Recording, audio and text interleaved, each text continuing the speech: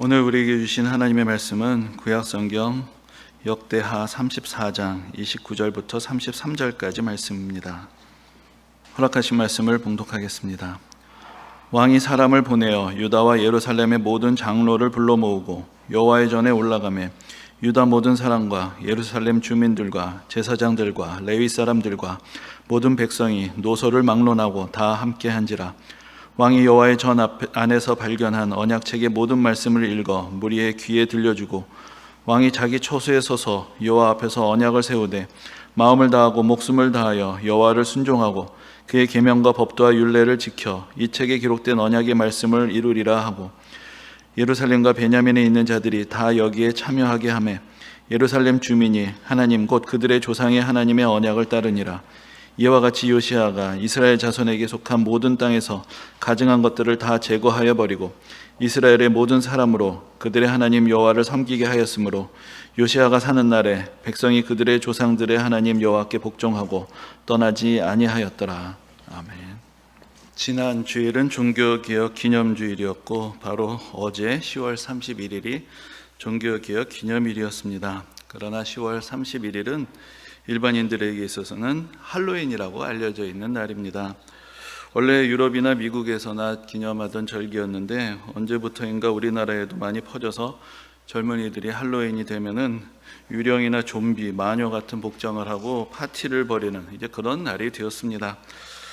지난주에는 주말에 종교 활동을 할 때 방역수칙을 준수해달라는 그런 문자를 방역당국에서 보냈는데 엊그제에는 이번 주말에 할로윈이나 단풍 여행을 자제해달라 그런 문자가 오는 것을 보니까 할로윈을 많은 사람들이 또 알고 있고 또 할로윈을 즐기는 문화가 많이 퍼져 있긴 한가 보구나라는 이제 그런 생각을 하게 되었고 드디어 이제 교회보다 더 위험한 데가 있다라는 것을 알게 되었구나 그런 생각도 들게 되었습니다. 이제 할로윈이라는 날은 만성절 혹은 모든 성인 대축일의 전야를 말합니다. 만성절을 영어로 All Saints Day 혹은 All Hallows Day라고 하는데 할로윈이란 말은 모든 성인들의 저녁, 그래서 All Hallows Eve라는 말이 축약된 것입니다. 그래서 크리스마스 전날이 크리스마스 이브가 되는 것이듯이 만성절의 전날 저녁이 이제 할로윈이 되는 것입니다. 근데 할로윈이 되었을 때 이렇게 사람들이 흉측한 복장을 하고 돌아다니는 것은 이 원래 만성절이라는 날이 죽은 사람들을 기념하는 날이기 때문입니다. 정확하게 말하자면 11월 1일이 만성절인데 그날은 죽은 사람들 중에서 성인들, 거룩한 사람들이라는 뜻에서 성인들을 기념하는 그런 날입니다. 그래서 모든 성인들의 날이라고 해서 만성절이라고 이제 부르는 것입니다. 가톨릭 교회에는 많은 성인들이 있는데 성인들마다 다 기념일들이 지정이 되어 있습니다. 그런데 이제 점점 후대로 가면서 성인들이 늘어나게 되니까 특정한 날을 지정받지 못한 성인들도 나오게 되는 것이죠. 그러니까 천국에 있는 성인들이 혹시 섭섭해할까 봐 모든 성인들을 다 기념하는 날을 별도로 지정을 하게 된 것입니다. 그날이 11월 1일이고 그 다음 날 11월 2일은 그 성인들 외에 모든 성도들 중에 세상을 떠난 사람들을 기억하는 날, 그래서 All Souls Day, 또 위령의 날이라고 그렇게 또한 지정을 해서 기념을 합니다. 이날은 성인이 아닌 그런 다른 일반 모든 세상을 떠난 사람들을 기억하고 기념하는 날이 되는 것입니다. 그런데 이렇게 성인들하고 성인이 아닌 사람들을 구분하는 것은 가톨릭교의 교리에 의하면은 성인이 아닌 사람들과 성인들이 죽은 후의 상태가 다르기 때문입니다. 성인들은 똑같이 예수를 믿어도 성인이 될 만한 그런 특별한 공덕이 없는 사람들은 죽어서 연옥에 간다고 그렇게 가르치고 있습니다. 그래서 연옥에 가서 그들의 죄에 대한 충분한 정화의 기간을 거친 후에야 비로소 천국에 들어갈 수 있다고 생각하기 때문에 죽은 사람들을 기념할 때에도 1부 순서는 천국에 있는 성인들을 위해서, 2부 순서는 연옥에 있는 다른 사람들을 위해서 그렇게 구분해서 기념을 하게 된 것입니다. 그런데 죽은 사람들을 기념하는 날을 11월 1일, 이 11월 초에 정하게 된 것은 유럽의 켈트족의 고대 명절에 영향을 받은 것이라고 합니다. 원래 켈트족의 새해가 11월 1일에 시작이 되었고 그래서 우리식으로 말하자면 섣달 금음날이 되면은 죽은 자의 망령들이 세상을 떠돌면서 사람들에게 해코지한다라는 그런 전설들이 있었기 때문에, 그래서 이제 아이들이 해골바가지 같은 걸 뒤집어 쓰고 유령 흉내를 내면서 집집마다 다니면서 트릿 올 트릿 하는데 과자 사탕 안 주면은 골탕을 먹이겠다 하고 돌아다니게 된다고 하는 것입니다. 그렇게 해서 일종의 우리식으로 말하면 액땜을 하는 것이고, 그렇게 해서 이제 새해를 맞이하던 풍습이 그렇게 남아있는 것이다라고 그렇게 이야기를 합니다. 그래서 원래 켈트족에 있었던 풍습이 기독교가 전파되면서 또 기독교 안에서는 그 전부터 있었던 만성절이랑 결합이 되면서 오늘날의 만성절 또 할로윈이라는 풍습이 생겨나게 된 것입니다. 그런데 이제 종교개혁 기념일과 할로윈이 같은 날짜가 된 것은 우연의 일치라기보다는 그 안에 서로 아주 밀접한 연결이 있다는 것을 우리가 좀 이해를 할 필요가 있습니다. 바로 종교개혁을 촉발했던 문제가 면죄부의 문제였고, 면죄부의 문제가 바로 죽은 자들의 운명에 대한 또 연옥에 대한 그런 가톨릭 교회의 잘못된 가르침에서부터 시작이 되었기 때문입니다. 그래서 이 만성절과 할로윈의 풍습이란 것은 성경에 근거하지 않은 잘못된 교리와 이교도의 문화가 혼합되어서 벌어지는 문제를 고스란히 노출시키는 그런 절기가 됩니다. 당시의 로마 교황청에서는 지금도 유명한 관광지가 되어 있는 그 바티칸의 성 베드로 성당을 건축하는데 많은 돈이 필요했습니다. 그런데 자금 조달에 어려움을 겪었기 때문에 이제 전 유럽에서 모금을 하게 되었고, 그때 모금의 가장 효과적인 방법으로 여겨졌던 것이 바로 면죄부를 판매하는 것이었습니다. 근데 앞에서 말씀드린 대로 당시의 가톨릭 교회는 성인들이 아니면 일반 성도들은 죽어서 연옥에 가서 죄의 대가를 치러야 한다고 그렇게 가르쳤습니다. 그러니까 죄는 용서를 받아도 죄에 대한 벌은 남아있다는 것입니다. 좀 더 정확하게 표현을 하자면은 회개한 죄인은 영원한 지옥 형벌은 면제를 받습니다. 그거는 똑같은데, 그러나 천국에 들어가기 위해서는 연옥에 들어가 가지고 일정 기간 동안 자신이 그래도 저지른 여러 가지 다른 잘못들에 대해서 정화하는 그런 기간을 거쳐야 하는 것이다. 그래서 지금 우리의 돌아가신 조상들은 어디에 있느냐? 그분들이 성인이 아닌 건 내가 더 잘 알잖아요. 다 우리가 아니까. 그러니까 그분들은 지금 연옥에 있을 텐데, 그분들을 위해서 내가 면죄부를 사면 연옥에서 치러야 하는 그런 정화의 기간, 형벌의 기간을 줄일 수 있다라고 그렇게 주장을 하면서 아예 그 당시에 전문적인 면죄부 판매원들이 등장해서 곳곳을 돌아다니면서 면죄부를 팔면서 크게 모금을 했던 것입니다.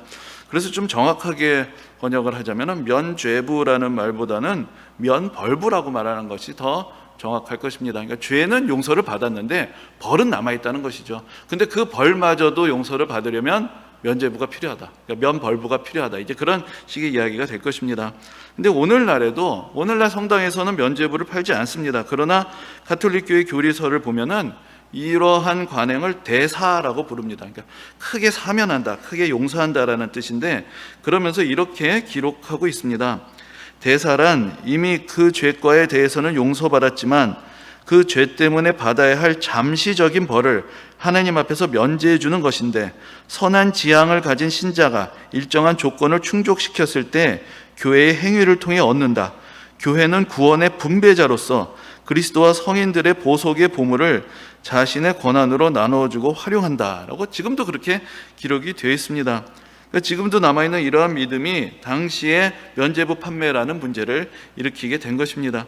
당시의 면죄부 판매원들은 심지어 잘 알려져 있는 이야기지만 연보교에 넣은 돈이 바닥에서 딸랑 소리를 내자마자 연옥에 있는 영혼이 연옥으로부터 빠져나온다 라고 그렇게까지 설교를 하면서 사람들의 일종의 효심을 자극하면서 면죄부를 팔았습니다.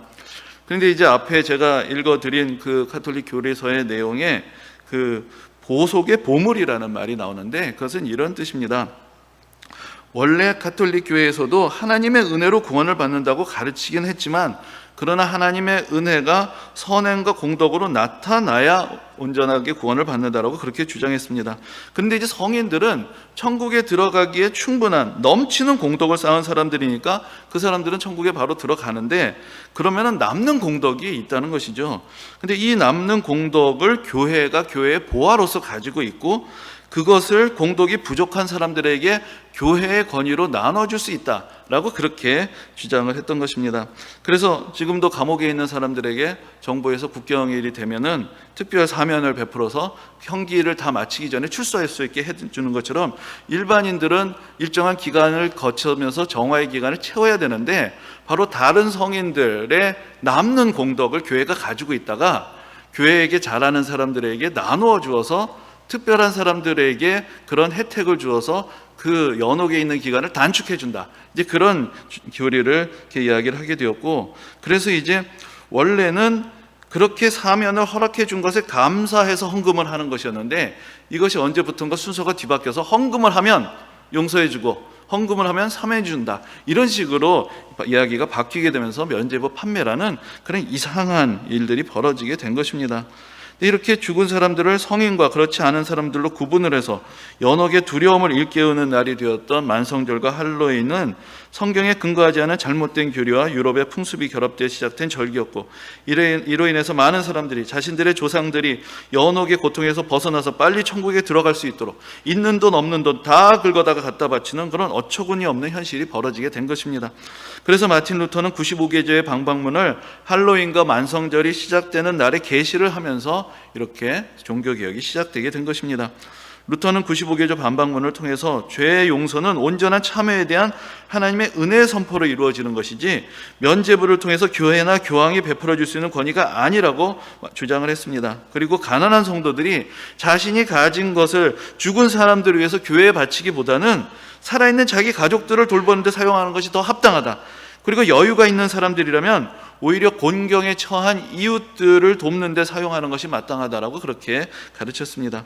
그리고 사실 그때까지만 해도 그렇게 95개조 반박문을 1517년에 비텐베르크 성당의 문 앞에 게시를 할 때까지만 해도 루터는 교황이 이렇게 면죄부를 팔고 다니면서 순진한 사람들을 현혹하는 장사꾼이 있다는 것을 모를 것이라고 생각을 했습니다. 그래서 95개조 반박문에서 이렇게 면죄부를 팔고 사는 것은 교황의 뜻이 아니다, 이것을 사람들에게 알려야 된다고 생각을 했던 것입니다. 그래서 그 내용 중에 이런 이야기가 있습니다.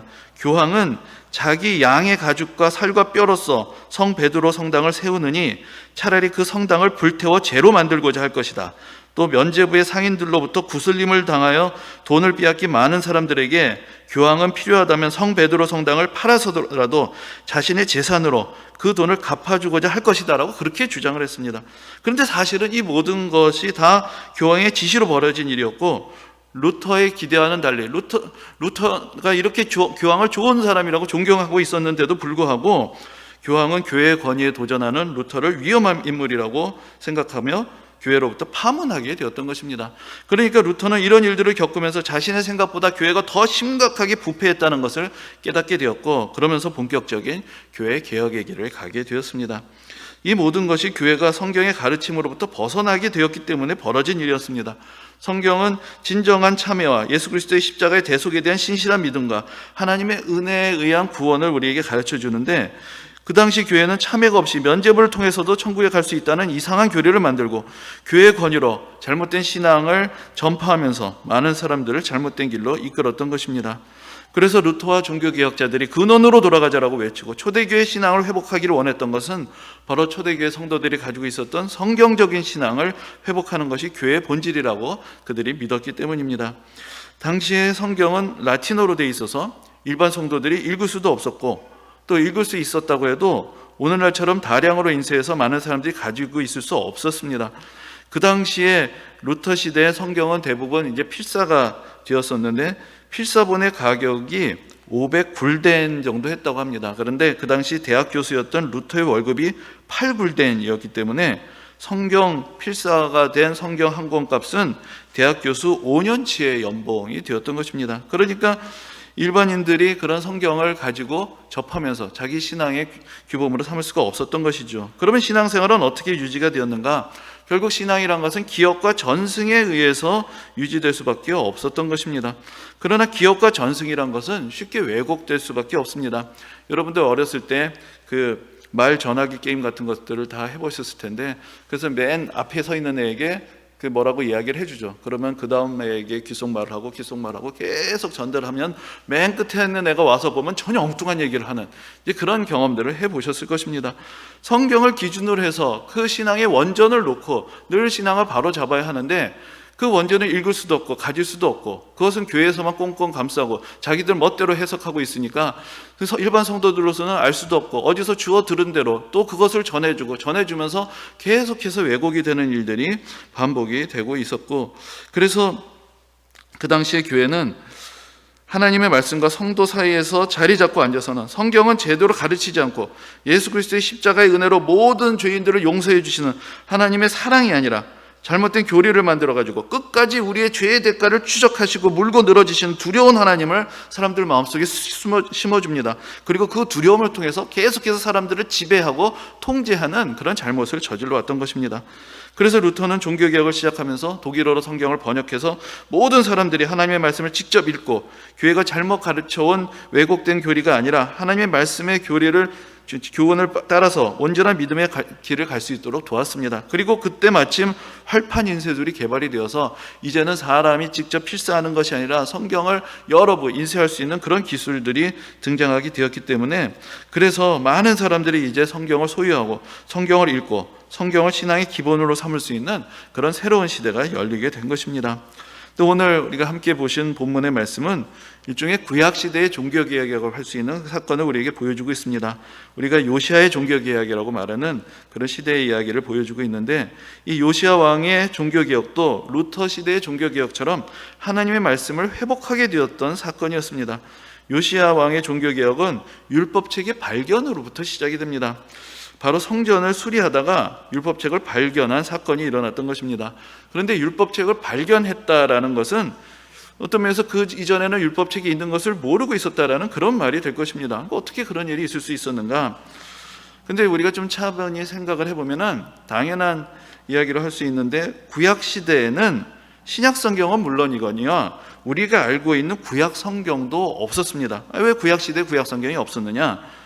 구약 성경이 쓰여지고 있는 과정이었기 때문에 그런 것이죠. 아직 이스라엘 역사가 진행 중에 있기 때문에 역사서도 아직 기록이 되어 있지 않고 그저 각 시대의 왕의 행적들을 기록한 단편적인 문서들만 있었습니다. 또 다윗의 시대로부터 여러 시편들이 쓰여지고 있었지만 그것도 개별에 기록된 노래들로 남아 있었지 그것이 한 권의 책으로 묶여지지 않았던 것입니다.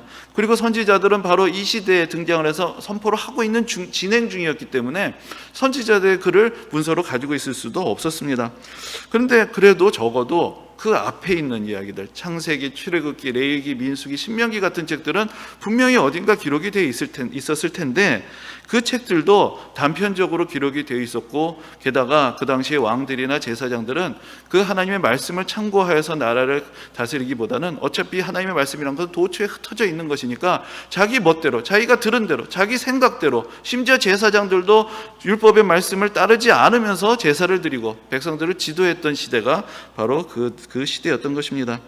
그런데 이제 물론 그런 시대에도 신실한 왕들이 있었습니다. 그래서 하나님의 말씀을 찾아서 가까이 읽었던 왕들도 있었습니다. 그래서 우리가 다윗의 시편을 보면은 하나님의 말씀을 묵상하는 기쁨에 대해서 노래하는 그런 글을 볼 수가 있고 또 잠언 25장에 이런 이야기도 있습니다. 잠언 25장 1절에 보면은 이것도 솔로몬의 잠언이요 유다 왕 히스기야의 신하들이 편집한 것이니라 라는 그런 말씀이 있습니다. 그러니까 우리가 잠언은 솔로몬이 썼다라고 그렇게 생각을 하는데 히스기야 왕의 신하들이 편집했다라는 이야기가 그 안에 있는 것이죠. 그러니까 다시 말하자면 솔로몬이 잠언의 말씀을 이야기를 했어도 그것이 히스기야 왕의 시대까지도 편집되어 있지 않았다는 것이죠. 그러니까 단편적인 이야기들로 흩어져 있었는데 히스기야 같은 경건한 왕이 그 흩어져 있던 말씀들을 편집해서 정리했다라는 것을 여기서 보여주고 있는 것입니다. 그래서 구약 성경이 오늘과 같이 한 권의 책으로 우리가 39권의 구약 성경을 이야기를 하는데 이것이 다 모여지게 된 것은 이 요시아의 시대로부터 더 후대, 결국은 이스라엘이 남과 북으로 갈라진 상태에서 다 멸망을 하고 포로로 바빌론으로 끌려갔다가 다시 돌아온 이후의 시대에 하나님의 말씀을 소중하게 여기고 그 말씀들을 하나하나 다시 모으고 정리하는 그런 작업들이 이루어지게 된 것입니다.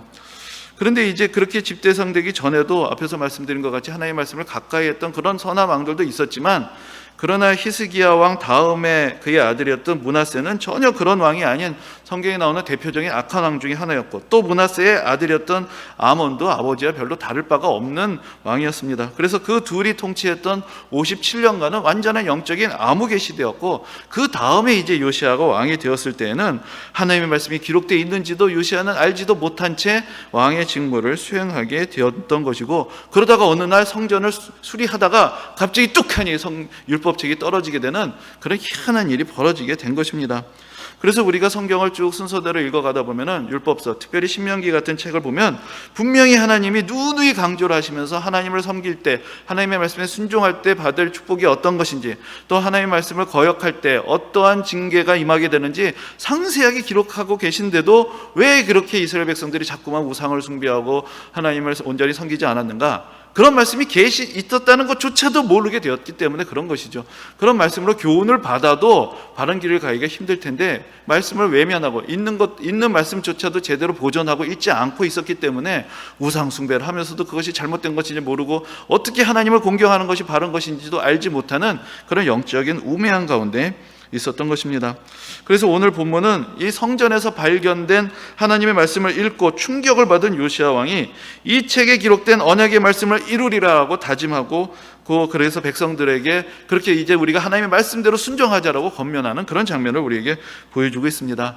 그래서 학자들은 이때 발견된 책이 아마도 신명기였을 것이다라고 그렇게 이제 추측을 하는 경우가 많습니다. 근데 신명기를 읽어보면 앞에서 말씀드린 대로 하나님 말씀에 순종할 때 받을 복과 하나님 말씀에 불순종할 때 받게 되는 징계가 상세하게 기록이 되어 있는데, 요시아가 그 책을 읽을 때 정말로 충격을 받을 수밖에 없었던 것은 그 말씀대로 우리가 하나님 말씀을 떠났기 때문에 성경에 기록된 예언의 말씀이 그대로 이루어지고 말았구나, 그것을 너무나 가슴 아프게 받아들이면서 이제 우리가 하나님 말씀대로 살아야 되겠다라고 다짐을 하고 온 백성들에게 이 말씀을 전하고 온 백성들이 하나님 말씀대로 살도록 그렇게 권면하게 되었던 것입니다. 그래서 백성들이 오늘 본문에 있는 대로 모든 우상들을 제거하고 하나님을 온전히 섬기는 그런 전국적인 개혁운동이 벌어지게 됩니다.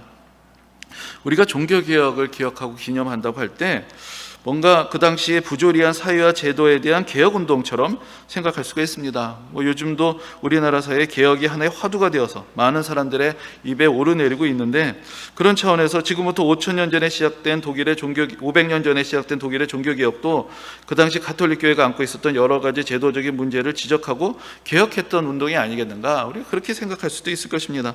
그러나 적어도 마르틴 루터에게 있어서 절박했던 것은 사회의 구조적인 개혁도, 교회의 제도의 개선도, 또 정치적인 권위에 대한 도전도 아니었고 영혼의 구원의 문제였습니다. 영혼의 구원을 위한 한 젊은이의 고뇌가 한 시대를 울리는 개혁의 위대한 함성이 된 것입니다. 그 당시 교회가 제시하는 구원을 위한 어떠한 방법도 제도도 노력도 루터의 영혼에게 평안을 가져올 수가 없었고, 그 가운데서 그는 지금 뭔가 심각하게 잘못되어 있다는 것을 깨닫게 되었고, 그는 그 스스로 성경을 읽고 연구하는 가운데서 교회가 가르치고 사람들에게 강요하는 것과 하나님의 말씀 사이에 엄청난 괴리를 발견하며 하나님의 말씀을 가지고 이 시대에 바르게 말씀을 전하며 온전하게 영혼의 구원을 이룰 수 있기를 원하며 그 종교개혁을 시작하게 된 것입니다. 그래서 이 근원적인 문제들을 해결하기 위한, 영혼의 문제를 해결하기 위해서 다시 하나님의 말씀에 교회를 세우기 위한 개혁이 시작되었고, 이 개혁의 울림이 결과적으로는 사회 전반에 울려 퍼지면서 그 당시에 모든 잘못된 권위와 부도덕한 관행에 대한 개혁운동으로 이어지게 된 것입니다. 우리 시대는 물론 요시아의 시대하고도 다르고 또 루터의 시대하고도 다릅니다. 어느 날 창고를 청소하다가 성경이 떡하니 발견되는 그런 일들은 일어나지 않을 것이고, 성경 한 권을 사는데 그렇게 큰 돈이 들지도 않습니다. 우리들 집에는 여러 권의 성경이 잘 보이는 곳에 놓이지 있지 않습니까? 그러나 우리 곁에 성경이 있다는 것과 우리의 마음과 생각과 삶이 하나님의 말씀을 가까이 하고 있다는 것은 다른 문제입니다. 여러분은 하나님의 말씀이 살아서 우리 삶 속에서 역사하고 있다는 것을 얼마나 자주 경험하고 있습니까? 우리는 얼마나 하나님의 말씀을 삶의 진정한 법칙으로 따르며 순종하고 있습니까? 우리도 지금 우리에게 익숙한 신앙과 전통과 습관 안에 머물면서 진정으로 하나님이 기뻐하시는 믿음의 길이 무엇인지에 대해서 하나님의 말씀을 통해서 진지하게 살피지 못하고 있는 것은 아닙니까? 특히나 오늘과 같은 상황, 요즘과 같은 상황에서는 우리에게 익숙했던 신앙의 형식들이 다 흔들리고 있습니다. 그리고 교회의 본질이 무엇인가에 대해서 우리가 여러 가지로 고민을 할 수밖에 없는 그런 시대를 맞이하고 있고, 예배라는 것이 어떤 것인가에 대해서 사실은 저희도 신학교에서 배운 것들과 다른 그런 현실들을 마주 대하고 있습니다. 이런 상황 속에서 또한 그리스도인들이 어떻게 이 사회를 향해서 봉사하고 어떻게 이 사회를 통해서 기여할 것인가, 여기에 대해서도 우리가 새로운 각성이 필요한 시대를 맞이하고 있습니다. 바로 이러한 때에 이전에 익숙했던 틀을 내려놓고 하나님의 말씀을 다시 새롭게 읽고 하나님의 말씀을 들으며 그 가운데서 새로운 교훈과 지침을 구하는 것은 우리 시대에 반드시 필요한 일이 되는 것입니다.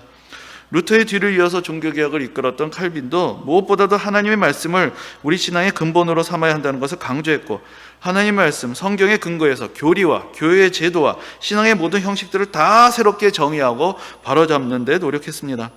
장로교 신앙을 요약한 장로교 12신조라는 글이 있는데 그 1조의 내용은 다음과 같습니다. 신구약 성경은 하나님의 말씀이니 신앙과 행위에 대하여 정확무오한 유일의 법칙이다. 이것이 장로교 신앙의 첫머리에 있는 말씀이 되는 것입니다. 여러분들은 여기에 진심으로 동의하십니까?